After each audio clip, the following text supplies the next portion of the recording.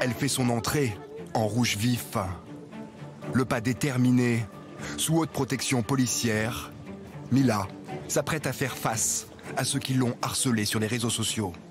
Aujourd'hui, je défends une jeune fille de 18 ans qui, depuis 18 mois, a reçu plus de 100 000 messages haineux et de menaces de mort, lui promettant de se faire découper, ligoter, écarteler, lapider, décapiter avec des images de cercueil, de potence, des photomontages de décapitation de sa tête sanguinolente.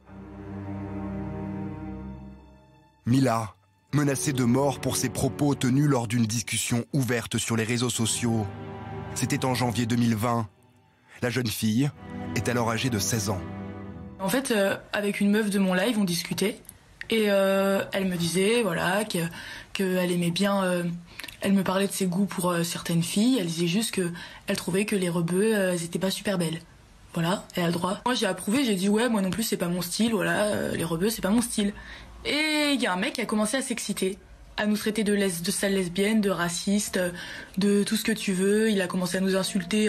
Ensuite, le sujet a commencé à déraper sur la religion. Je suis pas gênée pour dire ce que j'en pensais. Je déteste la religion.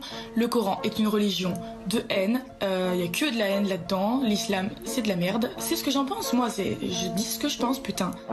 Mila devient immédiatement la cible d'une campagne de cyberharcèlement. Elle est accusée d'islamophobie et de racisme. Elle revendique son droit au blasphème. On peut pas être raciste envers une religion. Moi, j'ai dit ce que j'en pensais. J'ai totalement le droit. Je ne regrette pas du tout. Vous allez pas me le faire regretter. Mila reçoit jusqu'à 200 messages de haine par minute. Insultes, menaces de mort. Des internautes révèlent son identité, l'adresse de son domicile, celle de son lycée. Mila doit changer d'école, vivre cachée, sous protection policière 24 heures sur 24.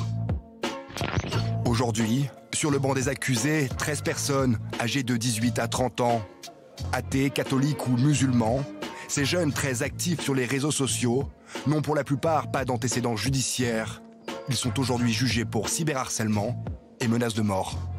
Je ne vais pas vous dire qu'il vient triomphant, fier de lui.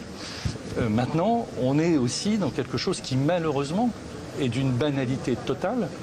Et on va là présenter des gens pour l'exemple, alors que, qu'on soit clair, on est devant des centaines de milliers de gens qui font la même chose tous les jours.